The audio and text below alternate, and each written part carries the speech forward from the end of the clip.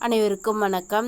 6ஆம் வகுப்பு வீடியோ பதிவு 5 இயல் 1 கல்விக்கண் திறந்தவர் பாடத்தில் நிகழ்வு 3 வரைக்கும் நேற்று பார்த்தோம் இல்லையா. அடுத்து நிகழ்வு 4 பரமக்குடி தரைப்பாலத்தை பார்த்தபோது உடன் வந்த கல்வி அதிகாரியிடம் பேசினார்.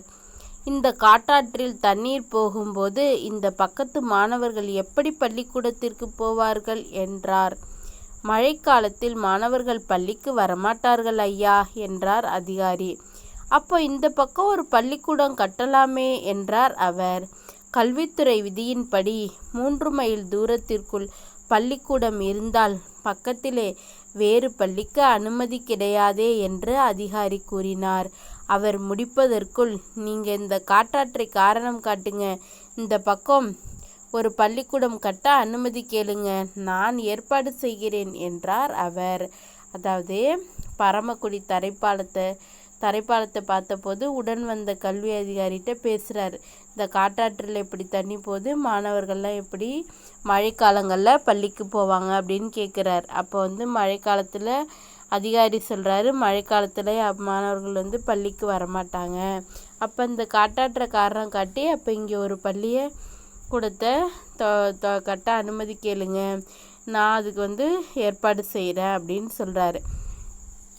ஆடு மேய்க்கும் சிறுவர்களையும் பள்ளிக்கூடம் செல்ல வழி செய்தவர் யார் தெரியுமா? அடுத்து குழந்தைகள் பள்ளி செல்வதற்காக நீண்ட தூரம் நடக்கக்கூடாது என்று எண்ணியவர் யார் தெரியுமா? பள்ளிக்கு படிக்க வரும் மாணவர்களுக்கு ஒருவேளை உணவாவது வழங்க வேண்டும் என்று நினைத்தவர் யார் தெரியுமா? கல்வித்துறை விதிகளை மாணவர்களின் நலனுக்காக மாற்றி அவர்கள் வாழும் இடங்களிலேயே பள்ளிக்கூடங்களை திறக்கச் செய்த சிந்தனையாளர் யார் தெரியுமா?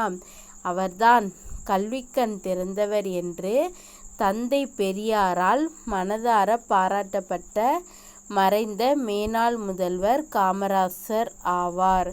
அவர்தான் யாரு? கல்விக்கண் திறந்தவர் அப்படின்னு யார் பாராட்டினாங்களாம்? தந்தை பெரியாரால் மனதார பாராட்டப்பட்ட மறைந்த மேனாள் முதல்வர் காமராசர் தான் என்ன சொல்லுவாங்கன்னா கல்விக்கண் திறந்தவர் அப்படின்னு சொல்கிறாங்க. அப்படின்னா காமராசர் விருதுநகரில் 1903ஆம் ஆண்டு ஜூலை 15ஆம் தேதி குமாரசாமி சிவகாமி அம்மாளுக்கும் மகனாக பிறந்தவர்.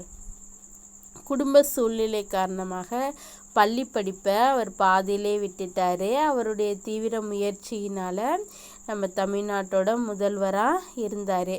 அவர் தாம் படிக்காத அந்த கல்வியை எல்லாரும் படிக்கணும் அப்படிங்கிறதுக்காக பல்வேறு பள்ளிக்கூடங்களை திறந்தார்.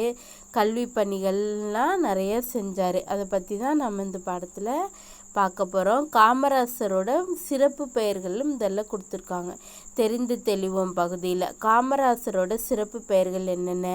பெருந்தலைவர், படிக்காத மேதை, கர்ம வீரர், கருப்பு காந்தி, ஏழை பங்காளர், தலைவர்களை உருவாக்குபவர். என்னென்னலாம் சிறப்பு பெயர்கள்? பெருந்தலைவர், படிக்காத மேதை, கர்ம வீரர், கருப்பு காந்தி, ஏழை பங்காளர், தலைவர்களை உருவாக்குபவர். இவருடைய காமராசரோட கல்வி பணிகள் என்னென்ன? காமராசர் முதலமைச்சராக பதவியேற்ற நேரத்தில் ஏறக்குறைய 6000 தொடக்க பள்ளிகள் மூடப்பட்டிருந்தன. அவற்றை உடனடியாக திறக்க ஆணையிட்டார். மாநிலம் முழுவதும் அனைவருக்கும் இலவச கட்டாய கல்விக்கான சட்டத்தை இயற்றி தீவிரமாக நடைமுறைப்படுத்தினார். மாணவர்கள் பசியின்றி படிக்க மதிய உணவு திட்டத்தை கொண்டு வந்தார். பள்ளிகளில் ஏற்றத்தாழ்வின்றி குழந்தைகள் கல்வி கற்க சீருடை திட்டத்தை அறிமுகம் செய்தார். பள்ளிகளின் வசதிகளை பெருக்க பள்ளிச்சீரமைப்பு மாநாடுகள் நடத்தினார்.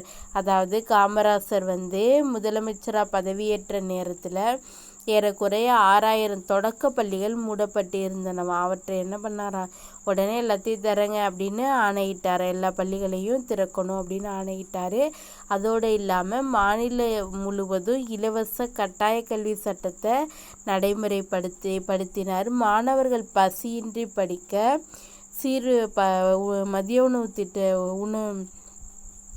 ஒரு வேளையாவது உணவு கொடுக்கணும் அப்படிங்கிற மதிய உணவு திட்டத்தை கொண்டு வந்தார். அடுத்து ஏற்றத்தாழ்வின்றி குழந்தைகள் கல்வி கற்க சீருடை திட்டத்தையும் அறிமுகம் செய்தார். பள்ளிகளின் வசதிகளை பெருக்க பள்ளி சீரமைப்பு மாநாடுகளை நடத்தினார். மாணவர்கள் உயர்கல்வியெல்லாம் பெறணும் அப்படின்னு பொறியியல் கல்லூரிகள், மருத்துவக் கல்லூரிகள், கால்நடை மருத்துவக் கல்லூரிகள், ஆசிரியர் பயிற்சி நிறுவனங்கள் ஆகியவற்றை புதிதாக தொடங்கினாராம். அடுத்து தமிழ்நாட்டில் பல கிளை நூலகங்களையும் தொடங்கினார். இவ்வாறு கல்வி புரட்சிக்கு வித்திட்டவர் தான் காமராசரே. கல்வி புரட்சிக்கு வித்திட்டவர் காமராசரே ஆவார்.